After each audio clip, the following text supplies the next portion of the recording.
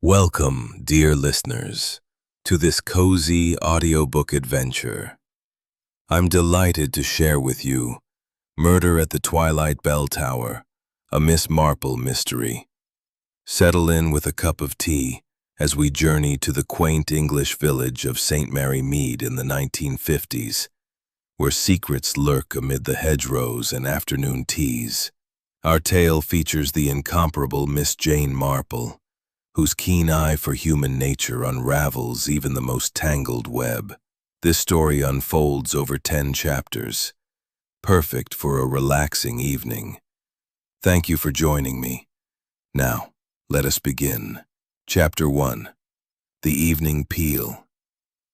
In the heart of the English countryside, where the gentle hills of Kent rolled like the folds of a well-worn quilt, lay the picturesque village of St. Mary Mead. It was the year 1952, a time when the scars of the recent war were still fading, and life in such idyllic spots resumed its tranquil rhythm with a quiet determination. The village itself was a tapestry of thatched cottages huddled along winding lanes, their chimneys puffing lazy curls of smoke into the crisp evening air.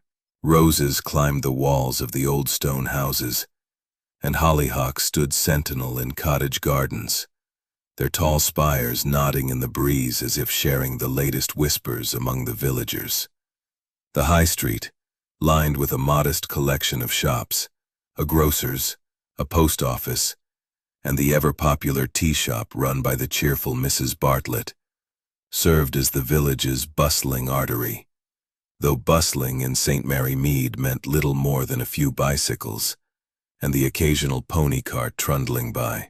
At the very center of this charming tableau stood the ancient parish church of St. Mary the Virgin, its weathered spire piercing the sky like a faithful prayer. But it was the adjacent Twilight Bell Tower that truly captured the imagination of the villagers. Built in the 14th century from sturdy gray stone, the tower had withstood centuries of storms, sieges, and the occasional squabble over ringing schedules. Its bells, 4 in number and cast in the mellow tones of bygone eras, had pealed out births, marriages, deaths, and every Sunday service for silver hair neatly coiled in a bun, her attire consisting of sensible tweed skirts and cardigans that spoke of practicality rather than fashion. To the casual observer, she was merely an elderly spinster, fond of gardening, knitting, and the occasional game of patience. But those who knew her better, and there were few in St. Mary Mead who did not, understood that beneath her mild-mannered exterior lay a mind as sharp as a needle's point, honed by years of observing the foibles of human nature. Miss Marple had a knack for seeing what others overlooked, drawing parallels between village scandals and the grander dramas of literature or history. "You see, my dear," she might say in her soft, apologetic voice, "it's all much the same, really. A bit like that affair in the parish hall last summer, when Mrs. Price Ridley accused the postman of pilfering her letters." On this particular evening, as the shadows lengthened across the village green, Miss Marple sat in her cozy sitting room, surrounded by the familiar comforts of her home. The room was a haven of chintz-covered armchairs, shelves lined with well-thumbed books, Jane Austen, Dickens, and a dog-eared copy of The Murder of Roger Ackroyd, and a low table bearing a vase of freshly picked dahlias from her garden. In her lap lay a half-finished pink cardigan, its wool soft and yielding under her deft fingers. She knitted with rhythmic precision, her needles clicking like a metronome, but her thoughts were elsewhere. Earlier that afternoon, she had attended the weekly meeting of the St. Mary Mead Women's Institute, held in the church hall under the watchful eye of the formidable Mrs. Price Ridley, the group's president. The meeting had been abuzz with the usual topics: jam-making contests, the state of the village fete, And, of course, the latest gossip. "Oh, Miss Marple," Mrs. Price Ridley had confided over cups of weak tea and digestive biscuits, her voice dropping to a conspiratorial whisper. "You simply must hear about the new bell ringer. Mr. Elias Thorne, they call him. Come down from London, no less, to take..." Whispering in the wind. The air was filled with the scent of damp earth and blooming lavender from her own garden, a comforting aroma that always soothed her spirits. She glanced at the sky, noting the first stars beginning to prick the deepening blue, and anticipated the familiar sound of the bells. The twilight peal was one of her favorite moments of the day, a ritual that grounded her in the rhythms of village life. Precisely at 6:30, the first note rang out. It was a clear, silvery tone from the smallest bell, followed by the deeper chime of its companions. The sound carried on the breeze, mingling with the distant lowing of cows in the meadows and the chatter of birds settling for the night. Miss Marple closed her eyes briefly, allowing the melody to wash over her. There was something profoundly reassuring about it, a reminder that some things endured unchanged amid the flux of human affairs. But then, midway through the sequence, something went awry. The third bell struck true, but the fourth, Big Ben himself, produced a harsh, discordant clang, as if the rope had caught or the clapper had struck awry. The peal faltered, the rhythm breaking like a skipped heartbeat, and then silence. An unnatural, heavy silence that hung over the village like a pall. Miss Marple's eyes snapped open. She tilted her head, listening intently, her brow furrowing in mild concern. "How very odd," she murmured to herself, reaching for her shawl from the back of the chair. "The bells don't just stop like that. Not without reason." Before she could ponder further, a sharp cry pierced the evening calm. It came from the direction of the churchyard, a boy's voice, high and panicked. Miss Marple moved to the door, slipping on her sturdy walking shoes and pinning her shawl in place with a brooch shaped like a forget-me-not. She stepped out into the lane just as a young figure came dashing toward the high street. It was Tommy Fletcher, the 12-year-old altar boy, his face as pale as help. "Now, run along to the constable's. Tell Mr. Slack it's urgent. I'll go see what I can do." As Tommy scampered off, Miss Marple made her way briskly toward the church, her sensible shoes crunching on the gravel path. The village was stirring now. Lights flickered on in cottage windows and doors opened as curious heads poked out. By the time she reached the churchyard gate, a small crowd had begun to gather. Mrs. Bartlett from the tea shop, old Mr. Peterson the gardener, and a few others drawn by the commotion. Constable Archibald Slack, a burly man in his 40s with a mustache that bristled like a hedgehog and a manner that suggested he took his duties very seriously indeed, was already on the scene. He had been patrolling the high street as was his habit after tea, and now stood directing the onlookers with authoritative waves of his arms. "Keep back, everyone. This is official police business," Slack bellowed, though his voice held a note of uncertainty.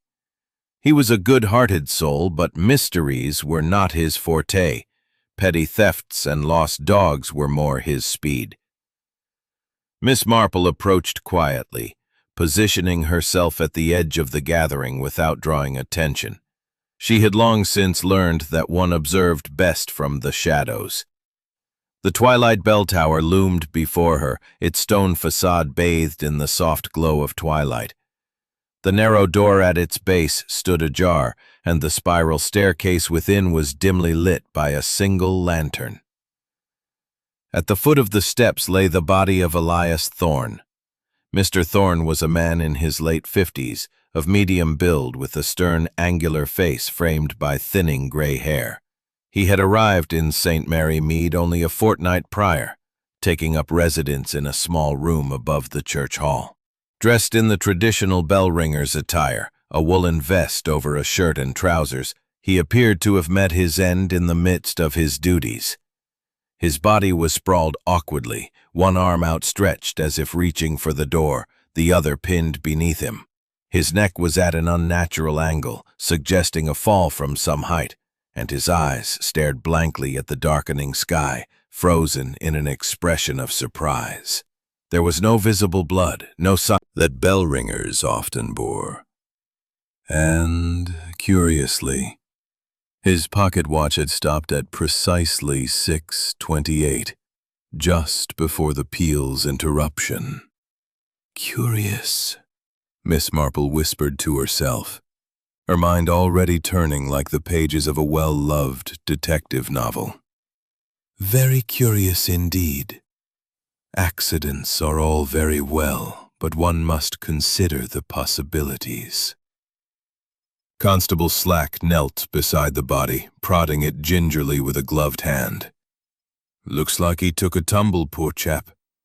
Must have lost his footing on those old steps. I'll send for the doctor.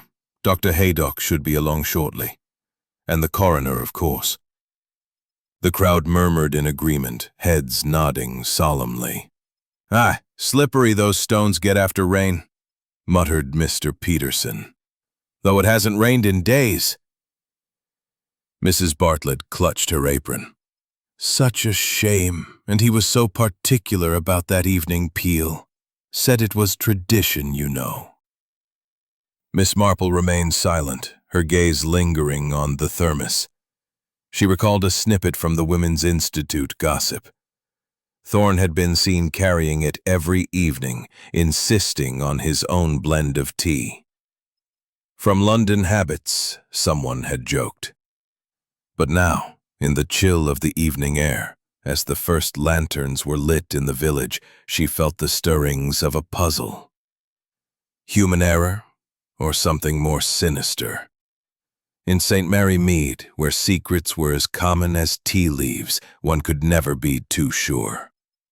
As Dr. Haydock arrived, his black bag in hand, and the crowd began to disperse under Slack's directions, Miss Marple turned back toward her cottage.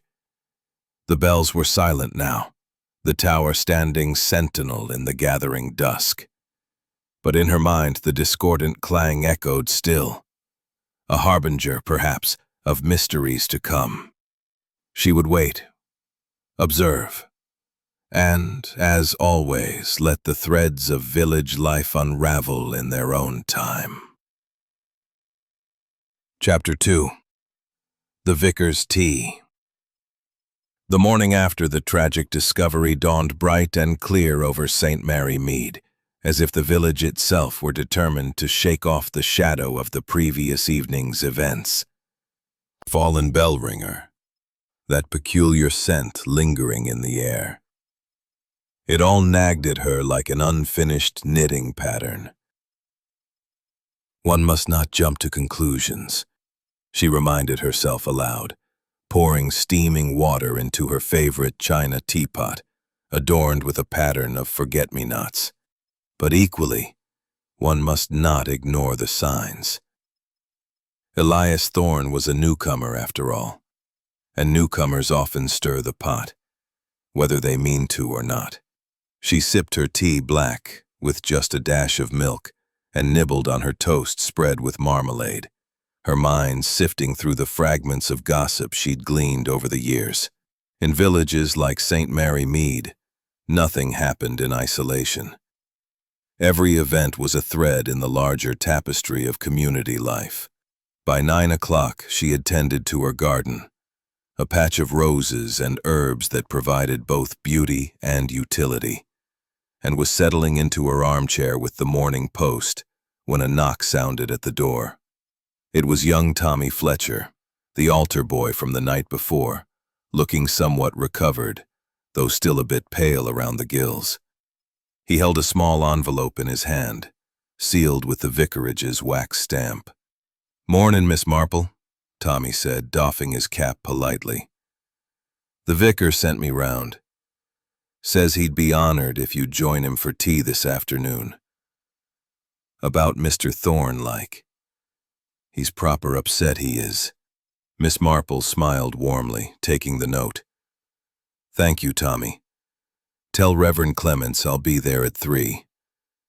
And how are you faring after last night? A shock like that isn't easily forgotten." Tommy shrugged, kicking at a pebble on the path.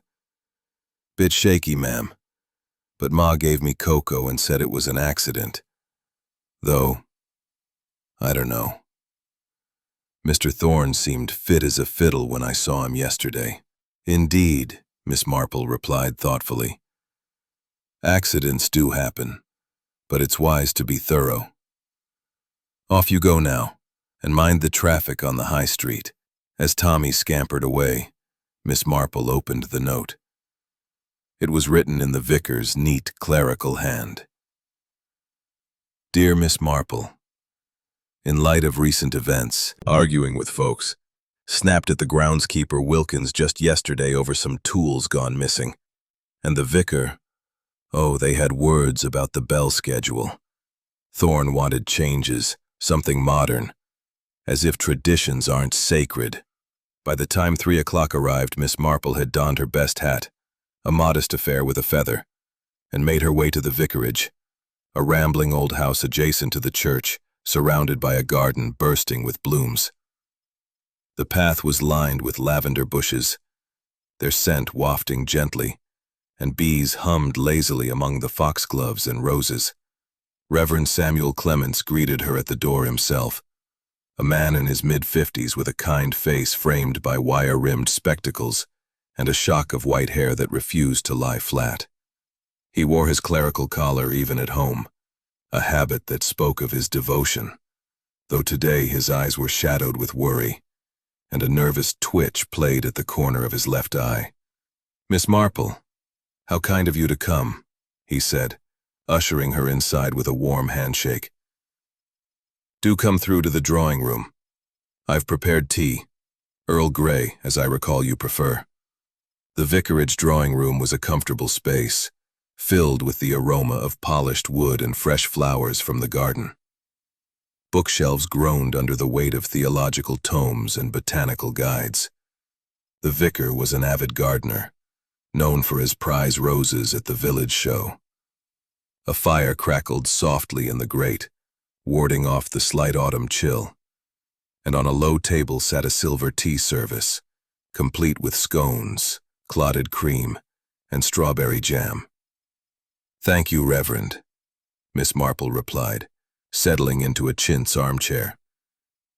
"It's a trying time for the parish, I'm sure. How are you holding up?" The vicar poured the tea with a hand that trembled ever so slightly, the twitch in his eye more pronounced. "Oh, bearing up as one must. Such a dreadful shock, poor Mr. Thorne. I found him reliable, if a bit abrupt.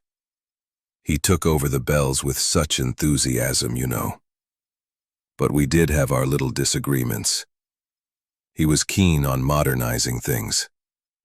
A midday chime to attract tourists. Organist. "Indeed," Miss Marple said pleasantly. "Your playing at Sunday service is always a delight, Miss Hargreaves. Such feeling in the hymns." Miss Hargreaves seated herself stiffly, accepting a cup of tea. "Thank you, Miss Marple. Though Mr. Thorne didn't think so. Insufferable man. He complained that my voluntaries drowned out the bells, as if the organ weren't part of the service too." She stirred her tea vigorously, the spoon clinking against the china like a miniature bell. Always criticizing he was, and from London no less. What did he know of our ways? The vicar cleared his throat, his twitch flickering again. Now, Lydia, let's not speak ill of the dead. Though, yes, Elias had his opinions. He mentioned family. A niece, Eliza Thorne, arrived just yesterday from the city. She's staying at the Bell Inn, poor girl. Devastated, I imagine. And then there's Mr. Reginald Blackwood, the landowner. Thorne quarreled with him over the boundary lines near the churchyard. Blackwood wants to develop the land, you see, build holiday cottages or some such. And old Wilkins, the groundskeeper. Thorne accused him of slacking off, not maintaining the tower properly. Miss Marple sipped her tea, her eyes observant. The vicar's desk in the corner caught her attention. A clutter of papers, a Bible, and a small glass vial containing a clear liquid, labeled in neat handwriting, rose extract. Botanical interests, she mused, recalling the vicar's passion. But extracts could be potent things.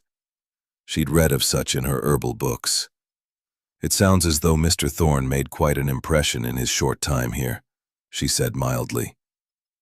Motives for discord, perhaps. But accidents do happen. That scent in the air last night. Did either of you notice anything unusual? Miss Hargreaves sniffed. Scent? Only the usual churchyard smells. Damp earth and yew berries. Though Thorne did bring his own thermos to the tower. Peculiar habit. Home. Passing the church tower, standing silent and somber, she pondered the web of relations in St. Mary Mead. People are like gardens, she mused, full of hidden roots and unexpected blooms, and sometimes weeds that need pulling. The village continued its gentle pace, but beneath the surface currents stirred. Miss Marple resolved to visit the Bell Inn next. Nieces often held keys to Uncle's secrets, after all. Chapter 3. Whispers at the Inn. The late morning sun bathed St. Mary Mead in a golden glow, softening the edges of the thatched cottages and casting long shadows across the cobblestone lanes. The village hummed with its usual quiet vitality. The baker's boy cycled past with a basket of fresh loaves. Mrs. Arrow swept the steps of the post office, and a pair of starlings quarreled noisily in the branches of an ancient oak. Miss Jane Marple, her lavender frock neatly pressed and her hat pinned securely against the gentle autumn breeze, walked purposefully toward the Bell Inn. The events of the previous evening and the vicar's tea had stirred her curiosity, like a faint ripple disturbing the still surface of a pond. Elias Thorne's death, officially deemed an accident by Constable Slack, seemed to her anything but straightforward. The discordant bell, the bitter almond scent, the untouched thermos, these were not the hallmarks of a mere misstep on worn stairs. In St. Mary Mead, where secrets nestled in every hedgerow, Miss Marple knew better than to accept appearances at face value. The Bell Inn stood at the far end of the high street, a charming establishment with ivy-clad walls and diamond-paned windows that winked in the sunlight. Its sign, a painted bell swinging in a breeze, creaked softly above the door. The inn was the heart of the village's social life, a place where travelers and locals alike gathered over pints of ale or steaming pots of tea. Its beamed ceilings, worn flagstone floors, and a perpetually roaring fire in the hearth gave it an air of timeless hospitality. Miss Marple had fond memories of the inn from years past. "Aye, poor Miss Eliza," Mrs. Morton said, lowering her voice as she poured a cup of Darjeeling from a steaming pot. "Arrived just yesterday from London, all bright-eyed and full of plans to visit her uncle. Now she's heartbroken, shut up in her room most of the morning. I've sent up trays, but she barely touches them. Room 3, top of the stairs, if you're inclined to call. Miss Marple thanked her and sipped her tea, her eyes scanning the room. The inn was quiet at this hour, with only a few patrons. Old Mr. Peterson nursing a pint in the corner, muttering about the weather, and a young couple from out of town poring over a map. But it was the staircase that drew her attention, its polished banister leading to the guest rooms above. She finished her tea, left a shilling on the table, and ascended the creaking steps, her footsteps muffled by the thick runner carpet. At the door to room 3, she knocked softly. A moment passed, then the door opened to reveal Eliza Thorne, a young woman in her mid-20s with striking auburn hair pinned loosely and eyes red-rimmed from crying. She wore a simple green dress, slightly creased, and clutched a lace handkerchief. Her expression brightened faintly upon recognizing her visitor. "Aunt Jane. Oh, I mean, Miss Marple," she exclaimed, stepping back to let her in. "I've heard of you from Uncle Elias's letters. He said you're the soul of St. Mary Mead, always knowing everyone's business without ever seeming to pry." Miss Marple chuckled softly, entering the small but tidy room. A single bed with a patchwork quilt stood against one wall. A washstand held a porcelain basin, and a small writing desk was cluttered with papers and a sketchbook. "Your uncle was kind to say so, my dear. I'm so very sorry for your loss. May I sit?" Eliza nodded, gesturing to a chair by the window overlooking the churchyard. "Please. It's all so sudden. I can't make sense of it. Uncle Elias was like a father to me after Papa died. He promised to help fund my art studies in Paris. He had savings, you see, from his time clashed over some property near the church. Blackwood wanted to buy the tower land for cottages, but Uncle refused. Said it was sacred ground." Miss Marple listened intently, her eyes bright with interest. "How fascinating. Your uncle seems to have stirred quite a few feathers. Did he mention anyone else? The groundskeeper, perhaps? Wilkins? Oh, yes. Uncle called him a lazy old coot.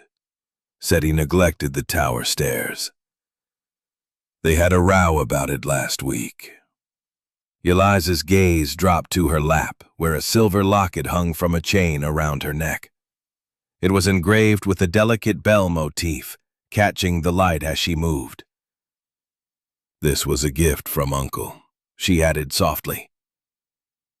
"He gave it to me when I turned 18. Said it would remind me of home, no matter where I went." "It's lovely," Miss Marple said, noting the locket's intricate design. "A thoughtful gift. And you arrived only yesterday, you say? Did you see your uncle before?" Eliza shook her head. "I got in late, after dark. I was going to visit him this morning, but then Tommy came running, shouting about the tower." Her voice trembled, and she clutched the locket tightly. Before Miss Marple could respond, a commotion erupted downstairs, a loud, booming voice that carried through the floorboards. "Another pint, Clara, and make it quick. I've business to attend to." It was Reginald Blackwood, the landowner, his presence as unmistakable as a storm rolling through the village. Miss Marple rose, smoothing her skirt. "Perhaps we should continue this downstairs, my dear. Fresh air might do you good." Eliza nodded, and they descended to the inn's main room, where Blackwood stood at the counter, a burly man in his 50s with a ruddy complexion and a tweed jacket straining at the seams. His boots, Miss Marple noted, were caked with fresh mud, the kind found in the churchyard's damp paths. He turned as they approached, his eyes narrowing briefly at Eliza before— Evening, by chance. Blackwood's face reddened further. Me. I was at home going over accounts. Ask my housekeeper. Thorne was troubled, but murder? Ridiculous. He slammed his glass down, drawing a sharp look from Mrs. Morton. Eliza excused herself to fetch a shawl, and Miss Marple took the opportunity to observe the room. A notice board by the door held village announcements, a fete, a choir rehearsal, and a curious flyer for a bell-ringing workshop dated the day before Thorne's death. She filed it away, along with Blackwood's defensiveness and Eliza's locket. As she thanked Mrs. Morton and stepped back into the sunlight, the church tower loomed across the green, its silence louder than any peal. People are like books, Miss Marple mused as she walked home. Some pages are dog-eared, some left blank, but the truth is always there, if you read closely.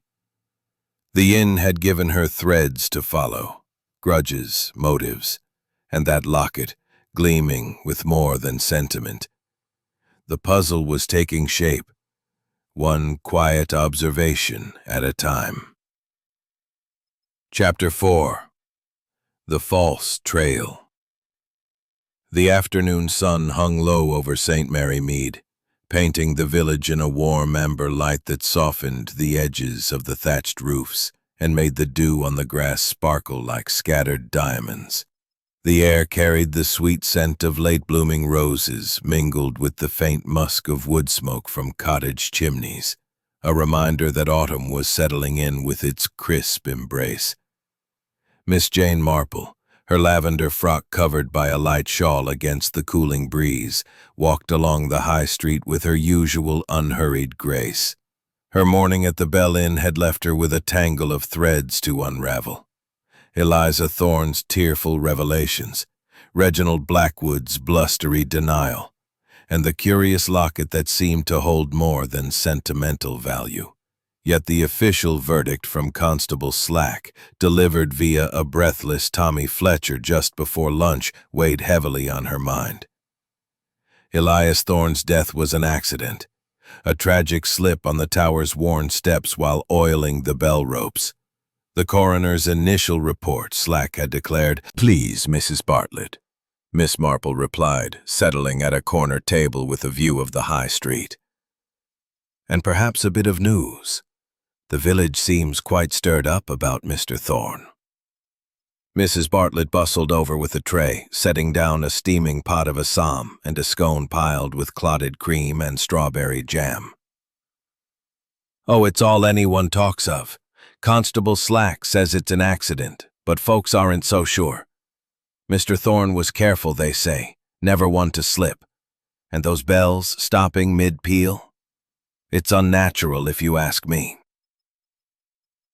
Miss Marple spread jam with deliberate care, her eyes twinkling behind her spectacles. "Unnatural indeed. Did you know Mr. Thorne well, Mrs. Bartlett? He was new, but he seems to have left quite an impression." "Not well, but he came in now and then for a cuppa," Mrs. Bartlett said, leaning in. "Always with that thermos of his, mind you, sipping his own brew. Said our tea was too mild for his taste. London habits, I suppose.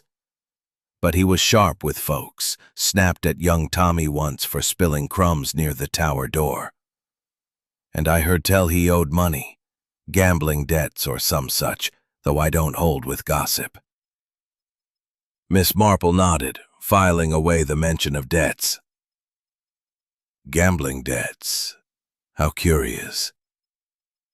Did anyone mention who he might have owed?" Mrs. Bartlett glanced around, ensuring no eavesdroppers, though the tea shop was quiet, save for old Mr. Peterson dozing over his newspaper. "Whispers point to Mr. Blackwood, of all people.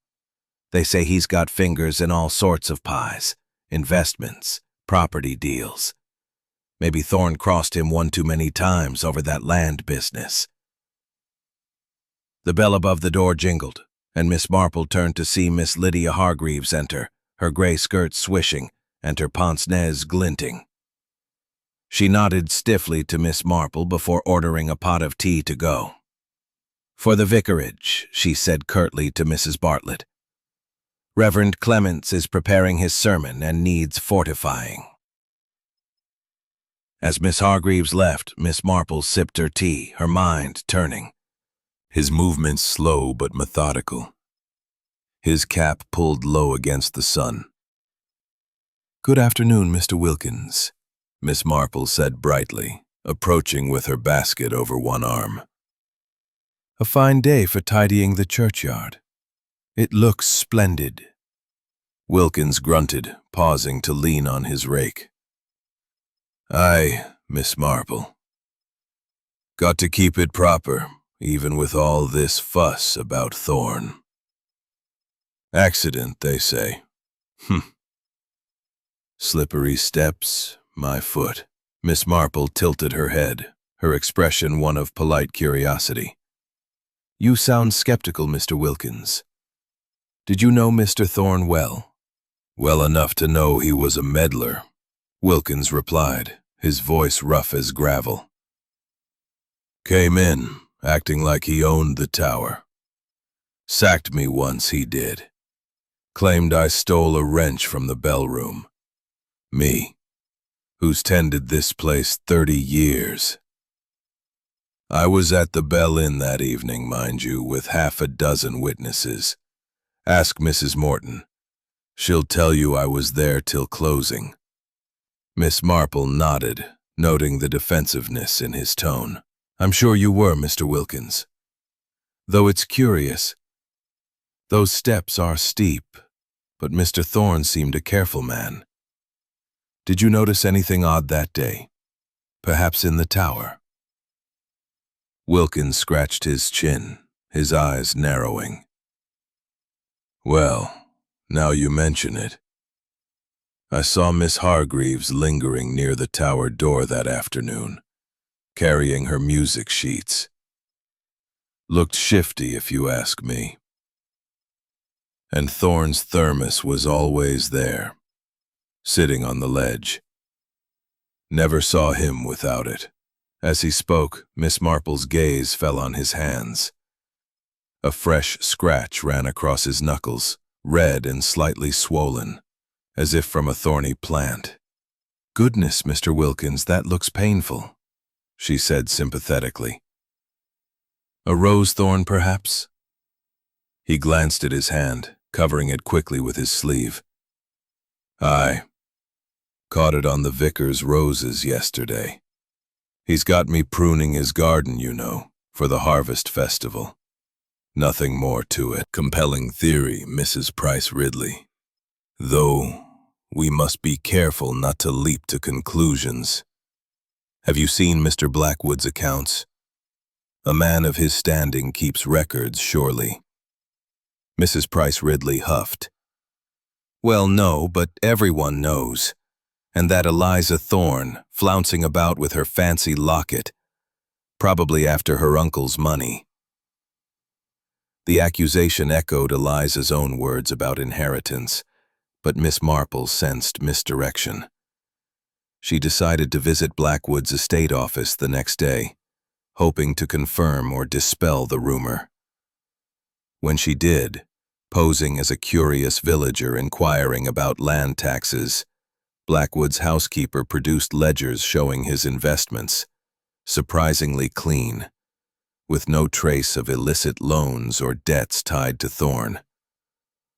The gambling rumor, it seemed, was a village exaggeration, a red herring that had spread like wildfire. Back in her cottage, Miss Marple sat by her window, watching the twilight creep over the village. The tower stood silent, its bells stilled since the tragedy. "A false trail," she mused, her fingers pausing on her knitting. "But every false trail hides a true one. Like that business with the vicar's missing hymnals last year. Everyone blamed the choir boys, but it was Mrs. Bartlett's cat knocking them off the shelf. She smiled faintly, her mind sifting through the day's observations.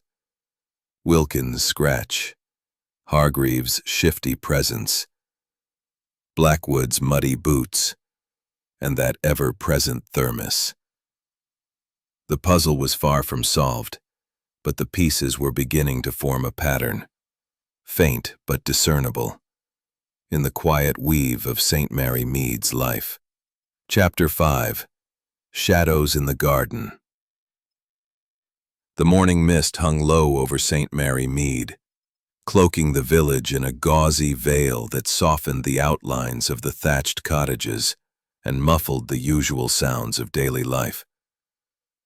The churchyard, with its ancient yews and weathered gravestones, seemed almost otherworldly in the haze, the Twilight bell tower rising like a sentinel through the fog. Miss Jane Marple, ever an early riser, eagerly spread by Mrs. Price Ridley, had proven a false trail. But Miss Marple knew that even false trails could illuminate the truth by revealing what someone wished to obscure. "It's rather like gardening," she mused aloud, setting her teacup down. "You pull up the weeds to see the roots beneath. And in St. Mary Mead, the roots run deep." Determined to explore the vicar's garden, mentioned by Wilkins as the source of his scratch, Miss Marple donned her sturdy walking shoes and a wide-brimmed hat to shield her from the damp. The vicarage was only a short walk, its path winding past the churchyard, where the tower stood silent, its chain and padlock glinting faintly in the mist. As she approached, the air grew heavy with the scent of wet earth and blooming flowers, a heady mix that reminded her of her own garden's lavender and rosemary. The vicar's garden was a marvel, renowned in the village for its vibrant displays at the annual flower show. Roses climbed trellises, dahlias burst in fiery hues, and neat rows of herbs lined the borders. But Miss Marple's attention was drawn to a secluded corner, where a cluster of foxgloves stood tall, their bell-shaped flowers swaying gently, and beside them, a patch of belladonna, its dark berries gleaming like forbidden jewels. She recalled her herbal studies, a hobby taken up in her youth after a particularly enlightening conversation with a chemist in Chipping Cleghorn. Foxgloves contained digitalis, potent for the heart but deadly in excess. Belladonna, with its atropine, was even more sinister, capable of inducing confusion, paralysis, or worse. Both plants, she noted, could produce compounds with a faint bitter scent if mishandled. "How curious," she murmured, bending to examine the belladonna without touching it. The soil around it was freshly turned, as if someone had been tending, or harvesting, recently. Footsteps crunched on the gravel path and Reverend Samuel Clements appeared, his clerical collar slightly askew and his hands dusted with soil. Labeled vials were neatly arranged. Miss Marple nodded, noting a vial similar to the one on his desk during their tea. "Very wise. And I suppose Mr. Thorne, being particular, never wandered into this corner?" The vicar hesitated, his hands fidgeting with a trowel. "Not that I know of, though he was always up in that tower, ringing those bells. He brought his own tea, you know, never touched mine. Peculiar habit, carrying that thermos everywhere. Said it was a special blend from London." "Yes, I've heard," Miss Marple said, her tone mild. "It's odd, isn't it, how particular people can be?" like my old friend Mrs. Bantry, who insisted on her own marmalade recipe, even at the vicarage teas. Did you ever notice anything unusual about Mr. Thorne's thermos? Its contents, perhaps? The vicar's twitch intensified, and he busied himself with a rosebush. Can't say I did, though I saw it on the tower ledge that last day. He'd set it down while adjusting the ropes. Always so careful with those bells. His voice trailed off, and he glanced toward the tower, its silhouette faint in the mist. Before Miss Marple could press further, Miss Lydia Hargreaves appeared at the garden gate, her arms full of sheet music and her expression as sharp as ever. "Reverend, I've brought the new hymn arrangements for Sunday," she called. Then spotted Miss Marple. "Oh, Miss Marple, visiting the garden, are you? Or sleuthing about poor Mr. Thorne?" Miss Marple smiled benignly. "Merely enjoying the flowers, Miss Hargreaves. Though I did hear you were near the tower the day Mr. Thorne met his accident. Mr. Wilkins mentioned seeing you there, with your music sheets." Miss Hargreaves' lips tightened, and she adjusted her pince nez. "Wilkins? That old gossip. I was merely passing by, dropping off music for the choir. I saw Wilkins himself lurking about looking shifty, probably pilfering tools again, despite what he claims. And as for Thorne," she paused, her bore faint ink stains from her music notations. No scratches, no soil, nothing to suggest gardening, but the bitterness in her tone hinted at deeper grievances. Was it jealousy, as village gossip suggested, over Thorne's attentions to his niece? Or something more practical, like the church funds Eliza had mentioned? As they parted ways, Miss Hargreaves to the church, Miss Marple back to the high street, the elderly sleuth's mind buzzed with possibilities. The garden had offered clues, subtle but telling. The belladonna's potency, the vicar's nervous fidgeting, Miss Hargreaves' quick accusation against Wilkins. Each was a piece of the puzzle, but the picture remained elusive. She recalled a similar case in her youth, when a gardener's wife had been poisoned by a mislabeled tincture. Innocent in appearance, deadly in effect. Human nature, she mused, is like a garden path. It winds and forks, but the destination is always there if you follow the signs. Back at her cottage, Miss Marple settled into her armchair, her knitting untouched as she reviewed the day's findings. The thermos loomed large in her thoughts. Thorne's insistence on his own tea, its presence at the scene, that faint, almond-like scent. Could it have been tampered with? And if so, by whom? The vicar, with access to dangerous plants? Miss Hargreaves, nursing old wounds? Or Wilkins, with his scratched hand and convenient alibi? The false trail of gambling debts had been dispelled, but another was forming. A trail of personal grudges and hidden motives, winding through the heart of St. Mary Mead. As the church clock struck noon, its chime a pale echo of the tower's silenced bells, Miss Marple resolved to dig deeper. The garden had whispered its secrets, but the truth lay elsewhere, perhaps in the shadows of the tower itself. She would need to tread carefully, for in a village as small as this, every step stirred ripples that could reveal or conceal the killer's hand. Chapter 6. The midnight since Thorne's fall, a stark contrast to its usual evening peal.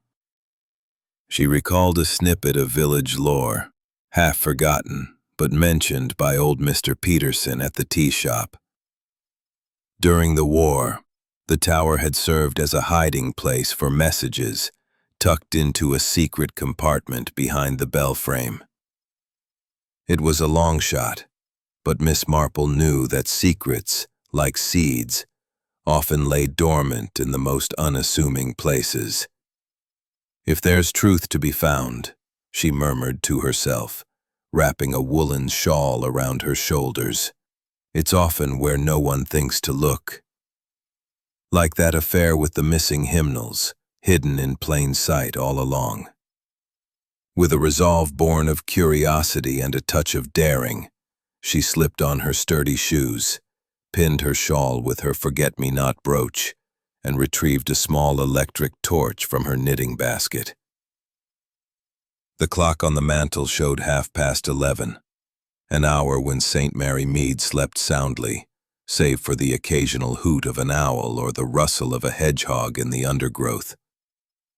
She stepped out into the night, locking her cottage door behind her, and made her way along the deserted lane toward the churchyard. The gravel path crunched softly underfoot, and the air was heavy with the scent of yew and earth, a reminder of the churchyard's ancient presence. The Twilight bell tower stood at the edge of the churchyard, its stone facade ghostly in the moonlight, the padlock and chain glinting faintly at the base of the door.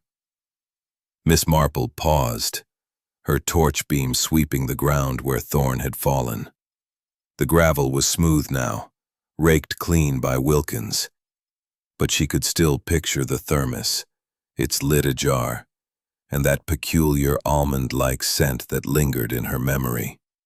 She tested the door, expecting resistance, but found it slightly ajar. The padlock hung loose, its clasp unfastened. "How careless of Constable Slack," she whispered, her heart quickening. Or perhaps not careless at all. Someone else might have been here. Slipping inside, she closed the door softly and ascended the spiral staircase, her torch casting long shadows on the worn stone walls. Not as spry as she once was. She examined the wooden wall behind Big Ben. Her fingers traced the grain, seeking an irregularity, and found it. A small panel, no larger than a book, that gave slightly under pressure. With a gentle push, it sprang open, revealing a shallow recess. Inside lay a single item, a crumpled piece of paper, folded tightly and yellowed at the edges. She unfolded it with care, her torch revealing Thorn's precise handwriting. "Beware the organ's shadow. Funds missing." The words were stark, urgent, and accompanied by a faint trace of that same almond-like scent she'd noticed at the scene of his death. Miss Marple's eyes narrowed, her mind racing. The organ's shadow. Miss Hargreaves's domain? And missing funds, as Eliza had mentioned in her grief-stricken confession at the inn. Was this a warning, a clue, or a deliberate misdirection? She tucked the note into her pocket, intending to examine it further in the safety of her cottage. But as she stood, a faint creak echoed from below. Not the groan of the tower settling, but the unmistakable sound of a footstep on the stairs. Her heart skipped, but she extinguished her torch and pressed herself against the wall, her slight frame blending into the shadows. The creak came again, closer now, and a figure emerged into the bell chamber, moving cautiously. The moonlight caught a glimpse of auburn hair, Eliza Thorn, her locket glinting at her throat, her face pale and tense. "Miss Marple?" Eliza whispered, her voice trembling. "Is that you? I saw your torch from the inn window. I couldn't sleep, and I thought there might be something of Uncle Elias's here." Miss Marple stepped forward, her expression calm, but her mind alert. "My dear, it's rather late for a visit to the tower, but since you're here, perhaps you can help me understand something. Your uncle left a note about missing funds and the organ's shadow. Do you know what he meant?" Eliza's eyes widened, and she clutched her locket. I don't know. Curling around the gravestones like ghostly fingers. Eliza murmured a quick goodnight and slipped back toward the inn, her figure vanishing into the fog. Miss Marple stood for a moment, the note heavy in her pocket. The almond scent, the cryptic message, Eliza's unexpected presence. These were not random threads, but part of a deliberate weave. Back in her cottage, she lit a lamp and examined the note under its soft glow. The handwriting was unmistakably Thorne's, its urgency suggesting he'd written it in haste, perhaps moments before his death. The almond scent clung faintly to the paper, not unlike the air around his body. Cyanide, she thought, recalling her reading on poisons. It was a classic, its bitter almond-like smell a hallmark, though not everyone could detect it. Had Thorne discovered something about the church funds, something worth killing for? She recalled a similar case from years ago, when a village treasurer in Chipping Cleghorn had been silenced over a forged ledger. People are predictable, she mused, setting the note in a drawer for safekeeping. Greed, jealousy, fear. They leave traces, like footprints in a garden. The organ's shadow pointed to Miss Hargreaves, but Eliza's midnight visit was troubling. Was she grieving or searching for something to conceal? And the vicar's garden, with its belladonna, loomed large. Could its berries have been distilled into a fatal dose? As the clock struck 1, Miss Marple extinguished the lamp and retired to bed, though sleep remained elusive. The tower's secrets were beginning to surface, but the truth was still shrouded in the mist of human motives. Tomorrow she would need to tread carefully, for the killer was likely closer than anyone suspected, watching from the shadows of St. Mary Mead's quiet lanes. Chapter 7. Unraveling Threads. The dawn broke gently over St. Mary Mead, with a pale pink light filtering through the mist that clung to the village, like a delicate shawl. Its chintz curtains drawn back to let in the morning light, revealing shelves of books and a vase of fresh dahlias from her garden. Her knitting lay neatly folded in its basket, untouched since the previous evening, for her mind was too occupied with the threads of the mystery. The vicar's nervous twitch, Miss Hargreaves's bitter defensiveness, groundskeeper Wilkins's scratched hand, and Reginald Blackwood's muddy boots. All were pieces of a pattern, but the design remained elusive. "It's like a quilt," she murmured, spreading marmalade with care. Each patch seems separate, but together they tell a story. And in St. Mary Mead, the story is never quite what it seems. Her breakfast was interrupted by a knock at the door. It was Tommy Fletcher, the altar boy, his cap askew and his cheeks flushed from running. "Miss Marple, ma'am," he panted. "The vicar's asking for you at the church. Says it's about the harvest festival." But he looked proper worried. "And Mrs. Price Ridley's there, going on about something she found in the parish records." Miss Marple thanked him, slipping on her shawl and hat with practiced efficiency. The walk to the church was short, the path lined with dew-kissed grass and the first fallen leaves of autumn. The Twilight bell tower stood silent, its chain and padlock now firmly in place, a reminder of the tragedy that had silenced its evening peal. Inside the church, the air was cool and faintly musty, scented with old hymnals and polished pews.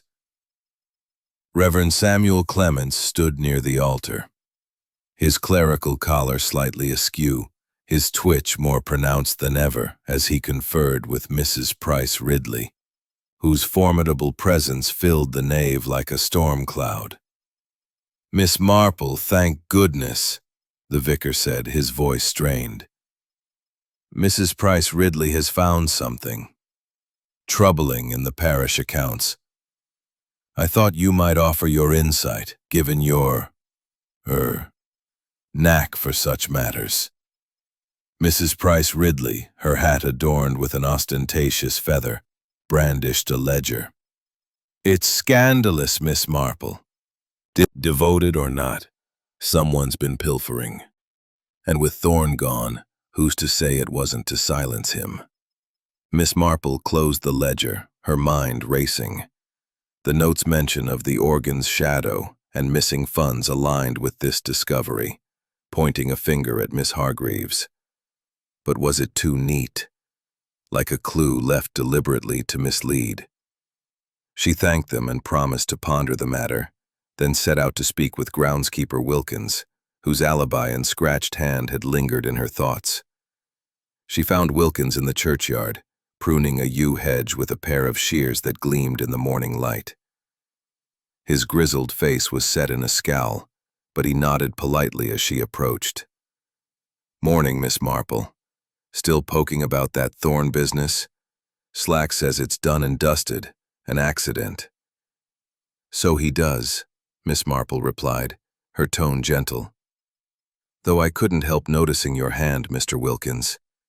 That scratch, did it come from the vicar's roses, as you said, or perhaps something else? His belladonna plants, for instance."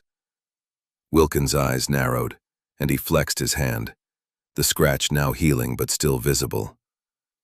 "Roses, like I told you. I was pruning for the vicar, helping with his festival prep. Belladonna? Never touch the stuff, too dangerous.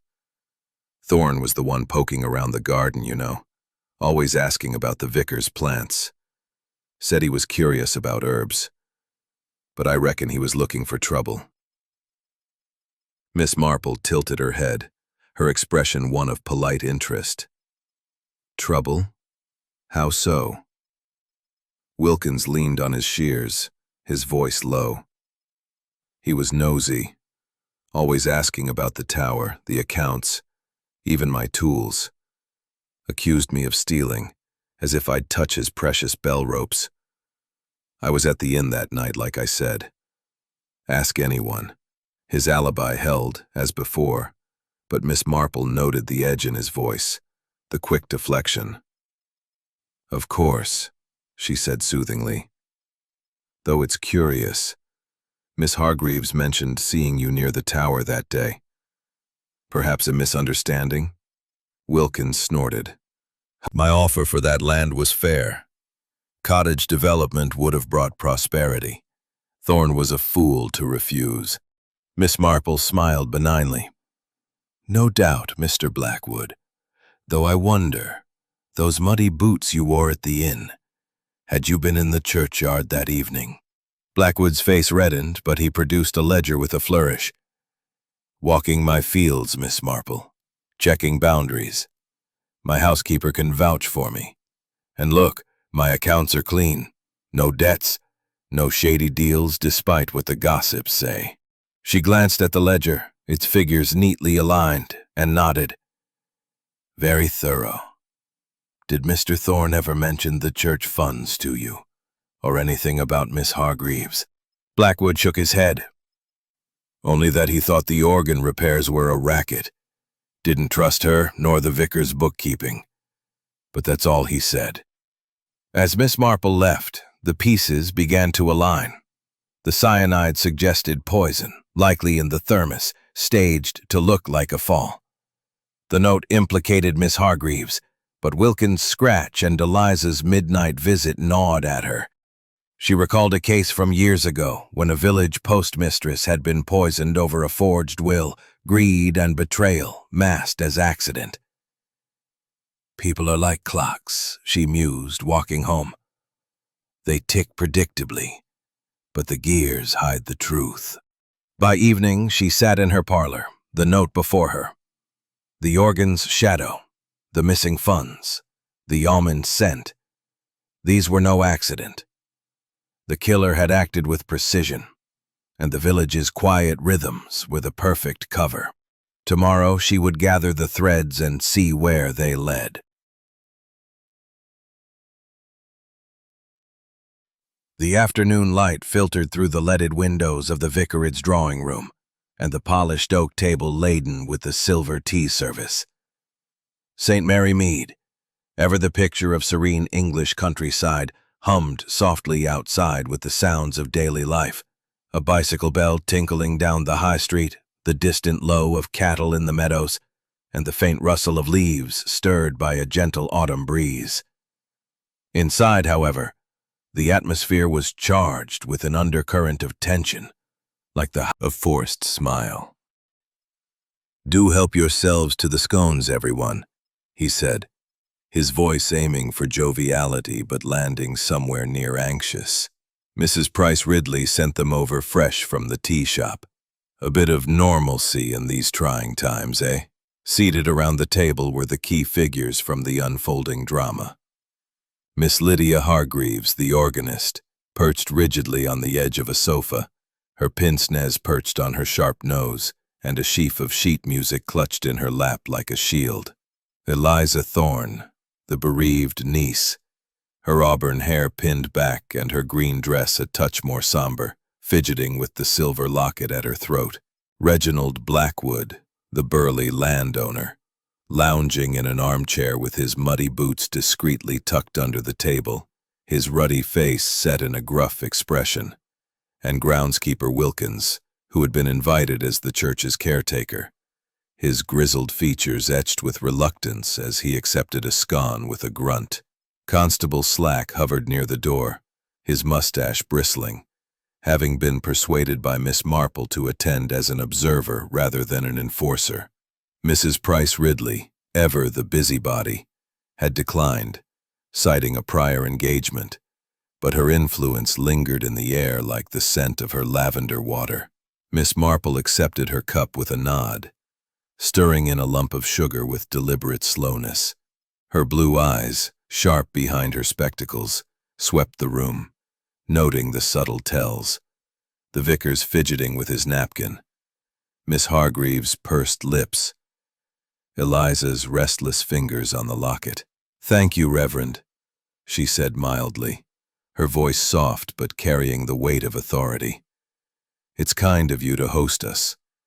With the harvest festival approaching, it's good to come together. But I must confess, my thoughts keep returning to poor Mr. Thorne. Such a tragedy, and yet, so many questions linger."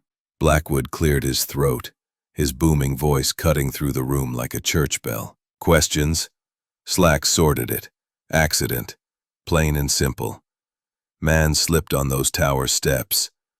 No need for all this chinwag." Wilkins nodded gruffly. "You. Though that locket of yours, such a charming piece. Might I see it? It reminds me of a similar one from a story I once read, where it held more than sentiment." Eliza hesitated, her cheeks flushing, but she unclasped the locket and passed it over. Inside, nestled against a faded photograph of Thorne smiling stiffly in his bell-ringer's vest, was a tiny brass key, no larger than a thimble. "It's Uncle's safe deposit key," Eliza explained, her voice barely above a whisper. "From his London bank. He gave it to me for safekeeping, said it was for my art studies. The savings are there, but nothing more. I swear it." The room fell silent, the only sound the vicar's twitchy clearing of his throat. Miss Marple examined the locket briefly before handing it back, her expression thoughtful. "How touching. A key to the future, one might say. But keys can unlock more than banks. Secrets, perhaps." Miss Hargreaves interjected sharply, her fingers tightening on her sheet music. "This is absurd, Miss Marple. If you're implying theft or worse, you're barking up the wrong tree. Mr. Thorne and I had our differences. He criticized my playing, yes, but murder? Preposterous." The vicar nodded vigorously, his twitch worsening. "Quite right, Lydia. And as for those church funds, well, the discrepancies were minor, surely just bookkeeping errors. Thorne was overzealous, that's all." Miss Marple tilted her head, her knitting needles clicking softly as she resumed her work. A pink cardigan for her nephew's child, a rhythmic counterpoint to the tension. "Bookkeeping errors, Reverend, or something more. I happened upon a note in the tower last night, Mr. Thorne's handwriting, mentioning the organ's shadow and missing funds. It seems he suspected someone close to the church, someone whose influence cast a long shadow." Miss Hargreaves' face paled, and she fumbled with her sheet music, a few pages slipping to the floor. As she bent to retrieve them, Miss Marple noted a folded paper tucked between the sheets. "Not roses, nothing more. I wouldn't harm a fly, let alone a parishioner." Miss Marple raised a hand, calming the room. "Peace, everyone. Let's examine these claims. Mr. Blackwood, your ledgers are impeccable. No debts, no shady dealings. And your alibi holds. The housekeeper confirms you were at home. Mr. Wilkins, the inn patrons vouch for you, solid as oak. But the circle narrows, doesn't it? To those with access to the tower, the thermos, the opportunity." Eliza's eyes darted nervously, her fingers closing around the locket. The vicar sank back into his chair, his face ashen. Miss Hargreaves clutched her ledger, the love letter's shadow lingering in her expression. A mix of regret and defiance. Constable Slack stepped forward, his notebook at the ready. "Miss Marple, this is getting serious. If it's not an accident—" "Not yet, Constable," she replied mildly. "But human nature reveals itself in time. Greed for funds, jealousy over old affections, revenge for slights. They form a tight circle. Reverend Clements with your garden secrets. Miss Hargreaves with your shadowed past. And Eliza with your key to hidden fortunes. The truth will out, like dawn chasing the night." The gathering dissolved into uneasy chatter, tea growing cold as suspicions swirled. Miss Marple excused herself gracefully, stepping into the vicarage garden where the belladonna bloomed innocently. The circle was narrowing, the threads pulling taut. In St. Mary Mead, where secrets bloomed like roses, the final revelation was close at hand. Chapter 9. The Bell Tolls Anew. The Twilight bell tower stood resolute under a sky streaked with the fiery hues of a late afternoon sun, its ancient stones absorbing the last warmth of the day as St. Mary Mead settled into the quiet rhythm of early evening. The village, with its thatched cottages and winding lanes, seemed to hold its breath, as if sensing the weight of the moment. The space leaned against a yew tree, his muddy boots now cleaned but his expression as gruff as ever. Groundskeeper Wilkins, rake in hand, hovered at the edge, his grizzled face etched with unease. Constable Archibald Slack, his mustache bristling with officialdom, stood ready with his notebook, his earlier certainty of an accident now shaken by Miss Marple's persistent inquiries. Miss Marple stepped forward, her slight figure commanding the group's attention with a quiet authority. Her blue eyes, sharp behind her spectacles, swept over them, reading the subtle tells. The vicar's twitch, Hargreaves's pursed lips, Eliza's restless fingers. "Thank you all for coming," she began, her voice soft but carrying the weight of certainty. "We stand here where Mr. Elias Thorne met his end, officially deemed an accident.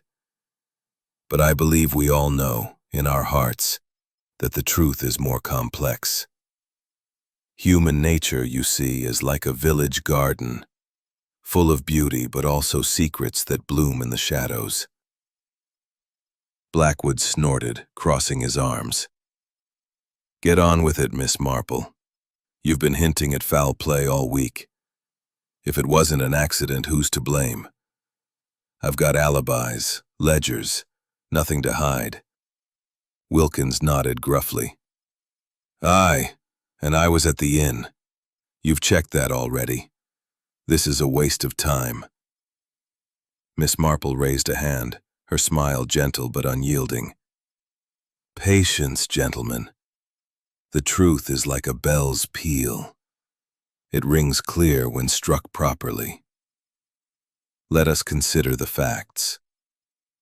Mr. Thorne died after the evening peal faltered, a discordant clang followed by silence. His body was found at the base of these steps. No wounds, no struggle, but a faint scent of bitter almonds and a thermos of tea nearby. The coroner called it a fall, but I suggest he was poisoned. Cyanide, likely in his tea, staged to look like an accident." The vicar gasped, his twitch intensifying. "Poison! Here, in St. Mary, an old letter. He thought he could shame me into confessing something I didn't do. But I never touched his tea." Blackwood stepped forward, his voice booming. "If it's poison, what about the vicar's garden? All those belladonna berries. Perfect for cyanide, aren't they? I saw Thorne sniffing around there, asking questions."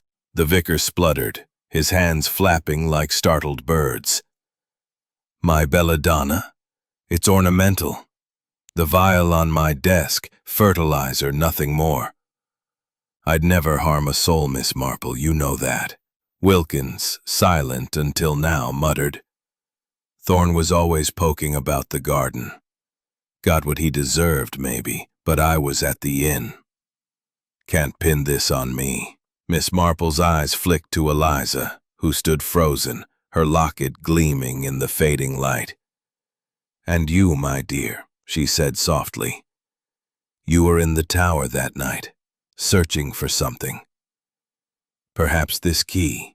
She held up the tiny brass key from Eliza's locket, which she'd discreetly retained after the vicarage tea.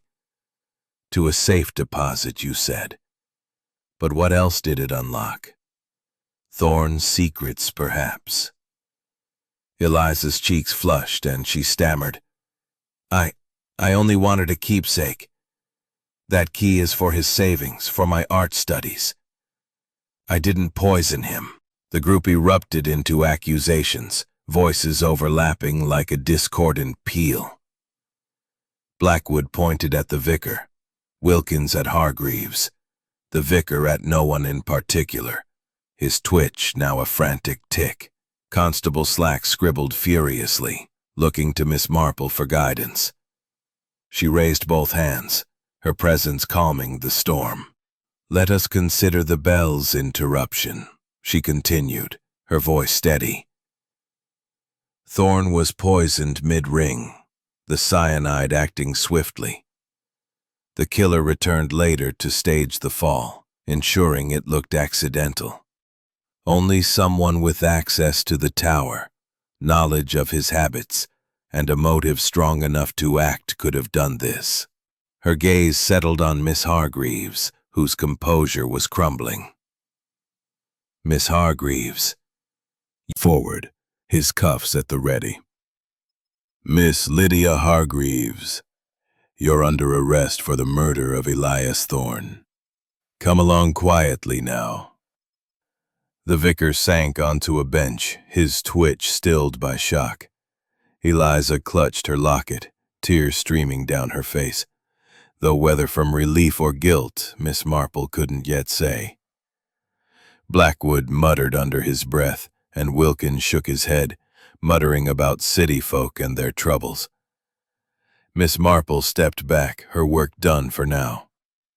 "Human nature," she said softly, almost to herself, "is like a bell. It rings true when struck, but the echo reveals the flaws." The tower stood silent behind her, its peal restored in justice, if not in sound. As Slack led Hargreaves away, the village exhaled, and the truth settled over St. Mary Mead like dusk, quiet but resolute. Chapter 10. Tea and Truths. The morning sun poured through the lace curtains of Miss Jane Marple's cottage, casting delicate patterns across the polished oak floor and warming the cozy sitting room where she entertained her guests. St. Mary Mead had awakened to a new day, the village settling back into its gentle rhythm as if exhaling after the storm of Elias Thorne's murder. The Twilight bell tower, silent since that fateful evening, stood sentinel over the churchyard, its bells poised to ring again for the harvest festival, a symbol of restoration. The air outside carried the crisp scent of autumn leaves and freshly turned earth, mingling with the comforting aroma of brewing tea and warm crumpets within Miss Marple's home. She had invited a small group to join her for morning tea, a ritual as much about sharing truths as it was about hospitality, and the gathering promised to tie up the loose threads of the mystery that had gripped the village. The sitting room was a haven of familiar comforts, chintz-covered armchairs arranged around a low table, shelves lined with well-read books, Jane Austen, Dickens, and a cherished copy of The Murder of Roger Ackroyd, and a vase of late-blooming dahlias from her garden adding a splash of color. On the table sat a silver tea service, its pot steaming with Darjeeling, alongside a plate of the silver locket at her throat. Reginald Blackwood, his burly frame slightly cramped in a smaller chair, sipped his tea with a gruff nod, his earlier bluster softened by the outcome. Groundskeeper Wilkins, looking out of place in the refined setting, perched on a stool near the window, his grizzled hands wrapped around a teacup as if it were a lifeline. Constable Archibald Slack, his mustache freshly trimmed, stood near the door, his notebook tucked away, but his presence a reminder of official closure. Miss Marple handed out cups, her smile warm but purposeful. "Thank you all for joining me," she began, her voice soft yet carrying the weight of authority. "After such a trying time, it's good to sit together over tea and reflect. The harvest festival is nearly upon us, and St. Mary Mead feels whole again, doesn't it?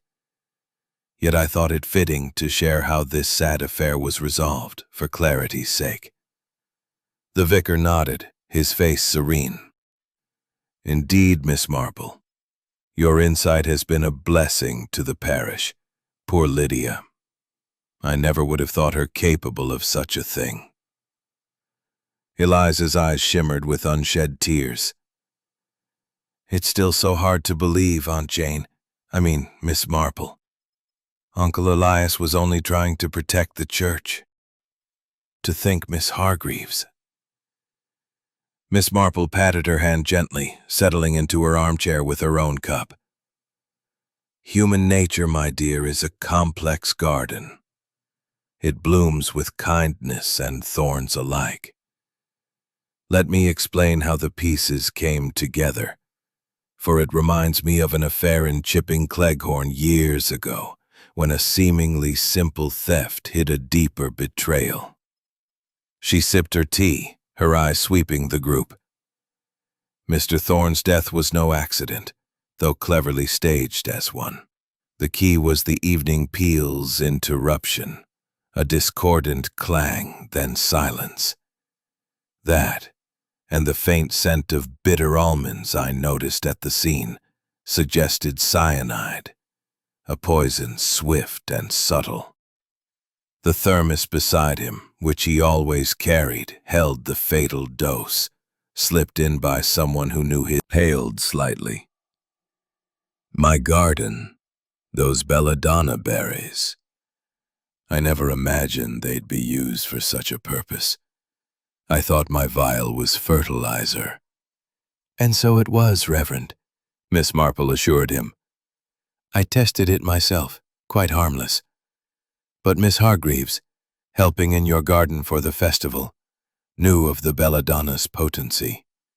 She distilled its poison, a simple task for one with her precision, and added it to Thorne's thermos.